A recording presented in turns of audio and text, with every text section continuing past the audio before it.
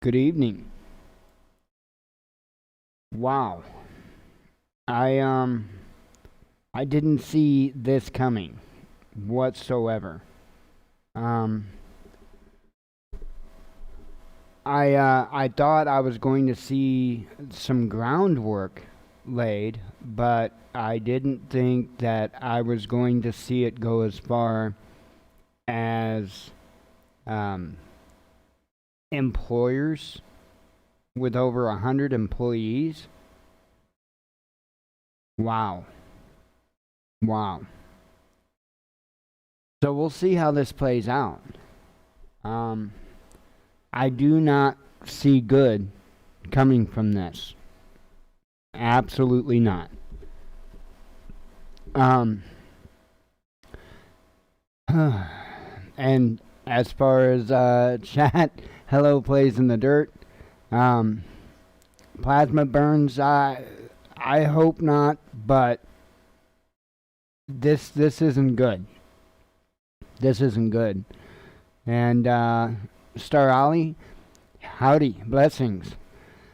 I don't I don't have a clue of what's next.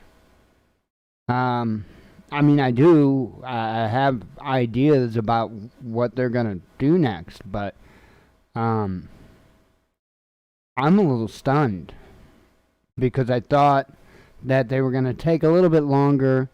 I thought they were gonna not be quite so direct in the mandates, and when I say that, I figured they were just going to do it largely through the insurance companies. But apparently, that isn't quick enough or good enough for them. So they're just mandating any business with over 100 employees.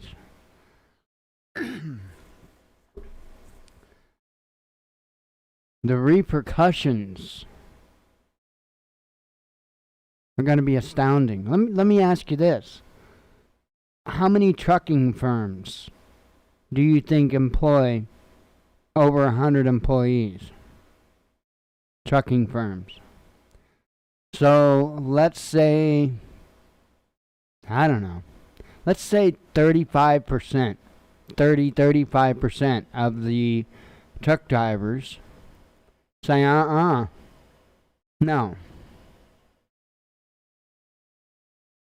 What happens? I realize we don't make a whole lot of American goods these days, but we do make some.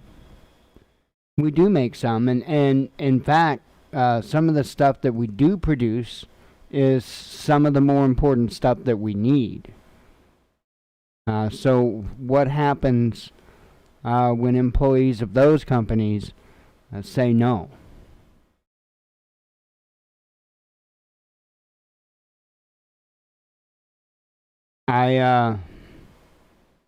I'll tell you what. I think we're about to see some rough times, and I'm not trying to say I told you so, but I can't say I haven't been warning about this. In fact, over a year and a half or so ago, I was warning about us being in this exact situation.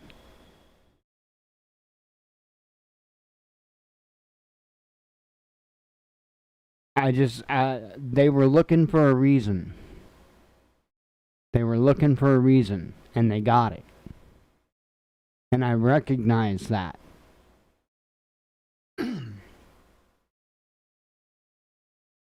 um,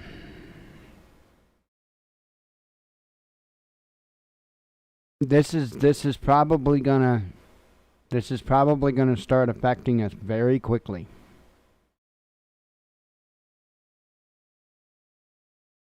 I think folks need to make sure, doubly sure, that all their houses are in order. Like yesterday. You need to tie up any loose ends you've got and just get ready. Again, I don't think this is going to work out real well. We'll see. We'll see. I think there is a line that is too far, and this might have did it. This might have did it. And when I say that, I'm not saying all out revolution or anything like that. But maybe worker strike, or just a worker shortage beyond what we've already been seeing. Can you imagine that? There's already a huge worker shortage. Could you imagine 30% of the employees just quitting or being terminated? So it's going to get real interesting real quick. Let's see. Reading the chat here. I agree. Plays in the dirt. We absolutely. We have to. We have to stand. This is crazy. And it doesn't matter. I think to begin with, I think they're lying about that number, that only 80 million need to be jabbed. I don't trust that number. I just don't trust that number whatsoever. I'm gonna go with, I'm betting maybe about 30 or 40% of the population are, and that's just my opinion. But I think maybe about 30 to 40% of the population are, and if it goes over 40%, I don't think very much. Let's see.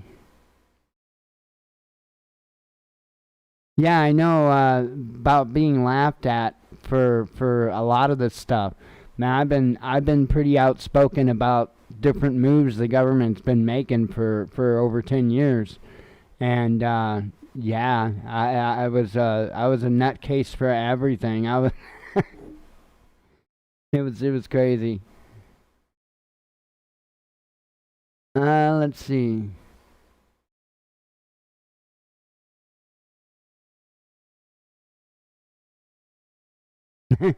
I don't, I haven't heard any claims, and sorry for the silence. I was reading, I haven't heard any claims really so much that Biden's been the most popular. I have heard a lot, though, to the contrary. And even from leftist types of media, so. Yeah, Star Alley, exactly. Learned helplessness. This is why I've talked about watching our language, because our language will actually make us become or feel like we are helpless and hopeless. Okay. Let me give you an example, and a lot of people get upset when I mention this, but it's not meant to detract or be a negative or anything like that. It's not. It's meant to be empowering. And so we have this term that we very commonly use, especially in emergencies, and that term is called first responders. Well, first responders, we are made to believe is an official, some type of authority, whether it be a paramedic, EMT, police officer, fireman, firewoman, whatever it may be. We are told those are first responders, and I have to respectfully disagree. I think the first responders are the people that are first on the scene, that the first people that are there, that are able to help, those are the first responders. Let's not make them hopeless, helpless people, right? There was just a story out of, I think it was California or something. I think there was like 5 or 7 men that were actually on their way to work. They all lived in a halfway house together, and there was an elderly woman and a man driving down. They had a car crash, and the car caught on fire, And they literally saved the lives of the man and the woman by getting them out of the car and stuff. And I mean, one of them got burned, but he's supposed to be okay, and the man and the woman are said to be fine. So just an example, you know. Hang on, let me read. But that's just an example because I mean, think about that. If everybody would have stood around and just dialed 911 and waited for somebody to show up, well, that poor man and woman would have been burned alive, right? So I think that we have been literally brainwashed into thinking that as individuals we're helpless and hopeless, and you know, it's been a long time that they've been working on this. I think they started doing a whole hell of a lot of damage back in the 80s with the whole Stranger Danger campaign. I think they really caused a lot of damage because it was then that even like neighbors quit being so close. You know what I mean? Used to be neighbors would go out in their lawns and lawn chairs and just sit out there, and they would have, you know, block parties and all that. You don't hear that so much anymore. You hardly ever hear of it. And it used to be a common thing, a very common thing. I don't think that was by chance. And people thought I was a nutcase when I was calling it out back then. And I don't think that was by chance. I think that was them socially engineering us to be distrustful of one another. And I think it's mind-blowing. And I realize that there are bad people out there. But there are a hell of a lot more good people, or at least decent people, than there are truly bad people. Plain and simple, right? I would say if there's a large group of people and it would appear that somebody's trying to abduct a child, I think it would be safe to say that people would try to intervene and stop that. And, you know, I would think so. That's why those type of crimes happen in places to where there aren't a bunch of people in most cases. In most cases. Because it's you know, one of those situations to where there are, again, you know, more decent or good people than there are bad people. People that will you know, they have their own personal line to where they will put their own selves at risk in order to protect someone else. I don't know where it's going to go from here. Like I said, if something doesn't intervene in the intermediate, like right now, if something doesn't intervene right away, I think we're looking at instant mass shortages. Instant mass shortages. As far as civil unrest, I don't honestly know. I don't honestly know. This is unprecedented. It truly is incredible what position that this puts millions of American people. This actually puts millions of American people without a way to put food on their dinner table.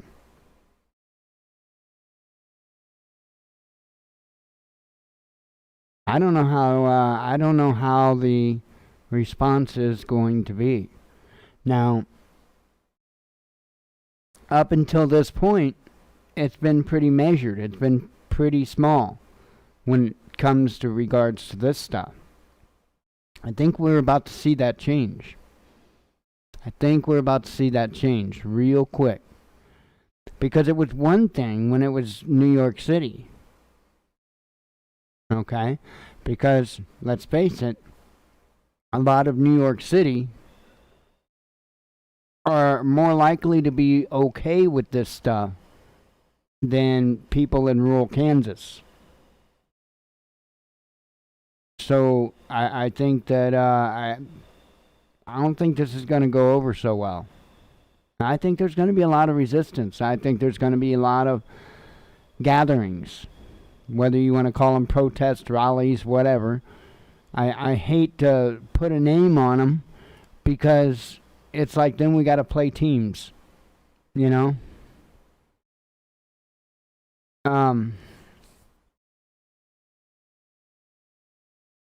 It's going to get interesting. And the more people sacrifice and the faster that they have to sacrifice, the uglier it's going to get. And that can come from any side of the situation. It could come from shortages and people being mad because they can't get the food that they want or need. It could be because somebody can't afford to buy food because they lost their job. I don't know how things like exemptions are going to play out yet. I don't think that there's been really a whole lot of details involving that yet that's been released. I could be wrong.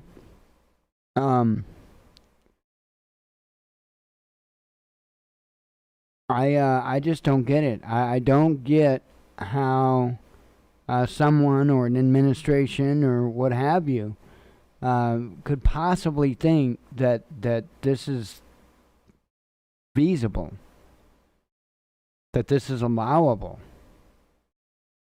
You know, it still is something that goes against the Nuremberg Code. Sorry, drew a blank. You know, I know it's not the government doing it, it's private business doing it. But let me ask you something. Was there such thing as the Nuremberg trials? Did they prosecute people that were involved in what happened in Germany? So, and I realized that was when the code was put in place. I get that. I get that it's cause and effect there. But there were indeed trials, and there were indeed charges and consequences. And I firmly believe that at some point that will happen concerning this. I don't think they're done with their mandates. I think they're going to keep expanding and keep expanding, and they're going to try to make it to cover every single man, woman, and child in this country.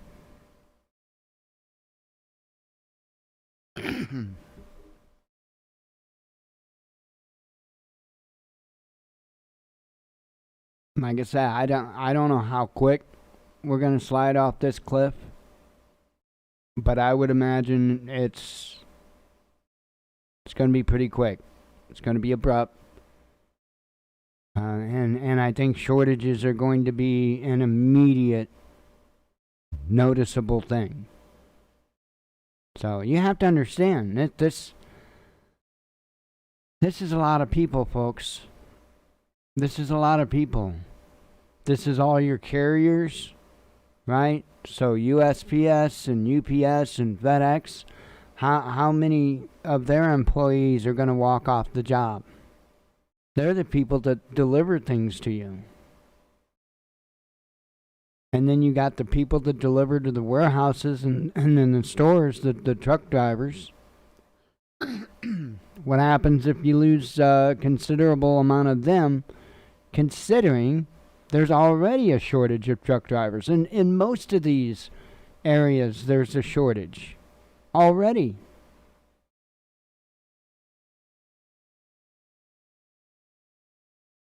It's going to get stupid. I really firmly believe it's going to get stupid, and I don't think it's going to take a long time to get there. I'll repeat what I said. Make sure you have your houses in order. All of them. Because the one thing that we have no control over and no foresight is what some people could do. And I'm just talking about that random person in that random act for whatever reason. Let me give you an example. Person being pissed off at the utility companies because they couldn't afford their power bill, and so then they go sabotage a substation or a transmission line or something of that sort. So now you've got an area that's without power, and if you've got shortages of employees, how long is it going to take to get that issue fixed? Are they going to try to fix the issue? You know what I'm saying? There's a lot of conveniences, a lot of luxuries that we often take for granted, and to be honest, we should live in a world where we can take that stuff for granted. Unfortunately, I don't think we live in that world anymore. And I think that we have to be prepared to lose some of these amenities, if you will. Because again, I have a feeling there's going to be sporadic people behaving badly. I really do. And I think it's going to be for various reasons and at various, targets, if you will. For various motivations, and because the stress is on. And now the squeeze is on. I mean, this has been a year and a half or more at this point. And people are worn thin. And the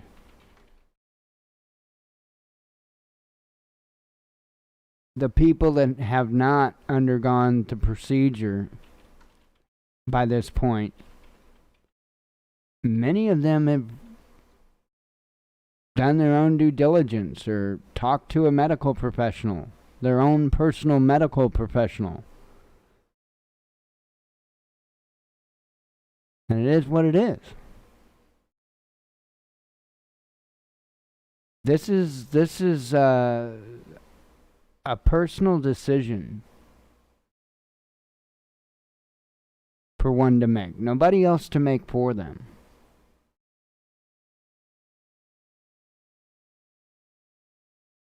And I think that the aftermath of what's about to happen is just going to be devastating. And I think it's going to start with the shortages. I really think it's going to start with the shortages. But watch out for that civil unrest, especially if you live in a, densely populated area.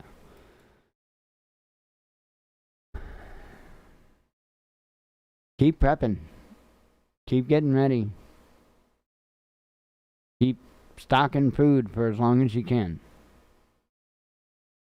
Do whatever you need to do. Do whatever you can do. I'm just at a loss. I'm gonna really pay close attention over the next few days and see how things play out. So, anyway, I'm going to go ahead and do headlines and close up Thursday and be done, maybe, for the week. I may have to see you before the end of the weekend.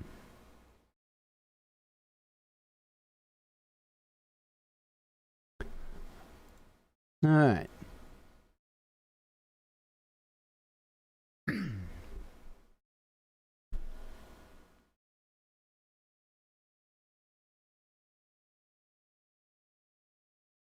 Let's see.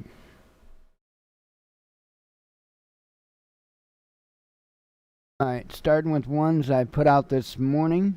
Capitol security barrier may make a comeback as police fear violence at Justice for J6 rally in D.C., says the media. Oh, really? Couldn't maybe have anything to do with today's announcement at all? I mean, maybe? Probably? Canadian school board halts book burning project aimed at reconciliation amid controversy over advisors' native roots. Mounted police and reconnaissance canines, but no missiles. North Korea holds paramilitary parade to mark its 73rd anniversary. Colorado City to pay $3 million settlement after 73-year-old woman with dementia injured during violent arrest. LGBTQ activists protest against homophobic violence in Madrid despite victim of alleged attack withdrawing his testimony. Tesla China exports soar as overall Chinese EV sales surge 275%. Hungary blasts arrogant Brussels over move to penalize Poland for judicial reform, accuses EU of empire building. Bristol police respond to knifemen inside petrol station as staff lock themselves in safe room. Indian economy on track for strong growth after second COVID wave, S&P says. A massive U.S. stimulus spending to blame for global wave of inflation, Putin aide says, as Washington warns it could default on debts. Crusader against critical race theory, Christopher Rufo loses Twitter blue checkmark after reporting on CRT in big tech. Japan's COVID state of emergency to be extended until end of September. France to extend its birth control support program, offering free contraception to women until they turn 25. A Germany national team says mid-air scare that forced plane to make emergency landing was precautionary measure. Switch to remote learning and set back hundreds of millions in South Asian children due to lack of online devices, says UNICEF. Belarus set to refuse illegal migrants deported from European Union countries as Lukashenko ramps up refugee border row with the West. Taliban accuses U.S. of violating Doha peace agreement by having new minister on FBI wanted list. So you get a load of that, right? So apparently, four of their ministers were traded for Bergdahl. Remember that? 4 of them. Oh, I guess, I don't know if it's one of those 4 or if it's just another one, is on the FBI wanted list, right? For, being a terrorist. And so, and Taliban is saying that we are violating a peace agreement. Yeah. So, now, remember, we negotiate with the Taliban now, but not the American citizens. There's no negotiating with you. Not at all. No. Let's see. Will unrest in Guinea send Chinese investments in Africa down the drain? I don't know. Italian police warn of armed attacks by anti-vaxxers at protests. 8 people under investigation.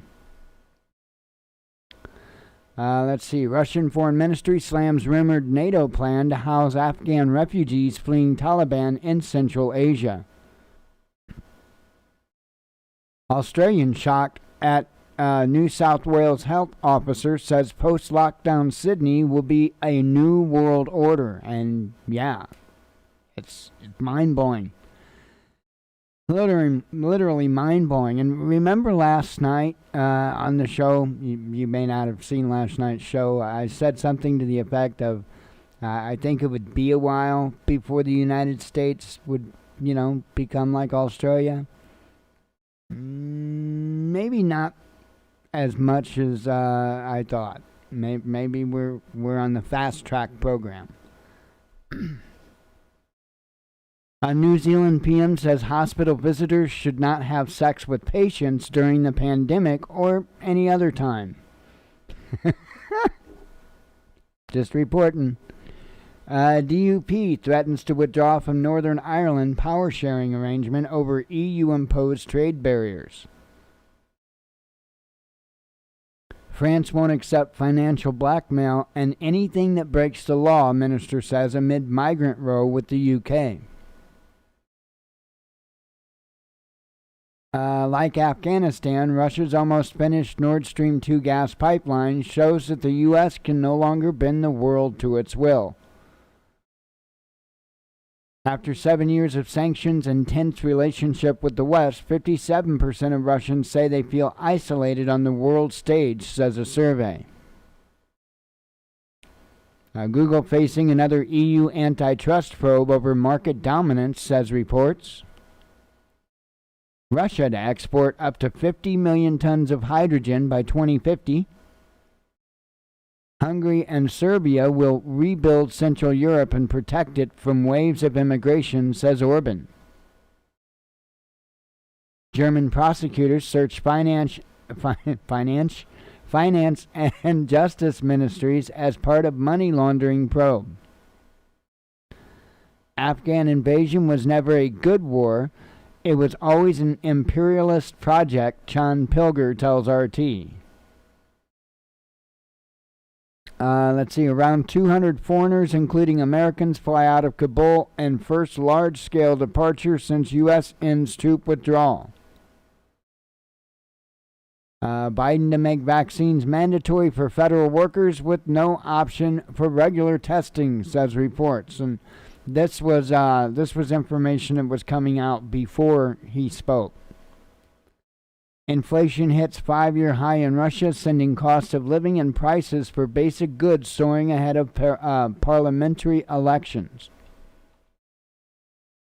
Trauma on top of trauma. UK veteran says war in Afghanistan was pointless exercise that brought him nothing but fear. Rich states should stop hoarding COVID vaccines for boosters not yet backed by science. Redirected jabs to Africa, says the African Union. IAEA to send experts to Japan in December to review plan for release of radioactive Fukushima water into the Pacific Ocean. Women take their fight with Scottish leader online over SNP's gender self-identification plans. Mask-clad men attack police van with stones and Molotovs in Paris suburb. Putin bestows Russia's highest honor on hero emergencies minister who died in fatal Arctic accident after observing a rescue drill. Arizona divests from Ben & Jerry's to protest company's anti-Semitic decision to stop selling in Palestinian territory. The cosmonauts on ISS wake up to smell of smoke and burning plastic as fire alarm goes off in aging Russian, I can't pronounce that, module. Moderna developing 2-in-1 booster shot for COVID-19 and flu. Iran hails attack on terrorist sites in Iraqi Kurdistan. A comedian cancels shows at Florida and Utah venues that failed to mandate vaccines and earned sarcastic rebuke from Ted Cruz. Fauci never lies. CNN, New York Times, WAPO, and other MSM outlets ignore reports showing U.S.-funded coronavirus research in Wuhan before the pandemic. Nearly 800 forced to evacuate amid massive wildfire around Spanish resort town. Western countries created a mess in Afghanistan, but entire world must now deal with the consequences, Putin tells BRICS leaders. White House praises businesslike and professional Taliban as first civilian flight since Kabul airport chaos safely lands in Qatar. You hear that? He is praising the Taliban. The White House is praising the Taliban.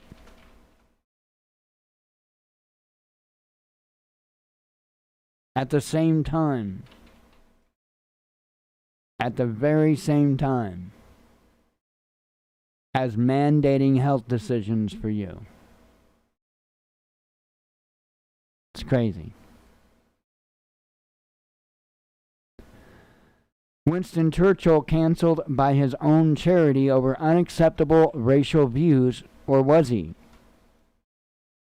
Common Sense has warned Berlin lawmaker from Merkel's party welcomes news about Nord Stream 2 pipeline nearing completion. Biden administration sues Texas over flagrant deprivation of rights and anti-abortion law. Proposed U.S. rule would force reporting of all accounts of $600 or more.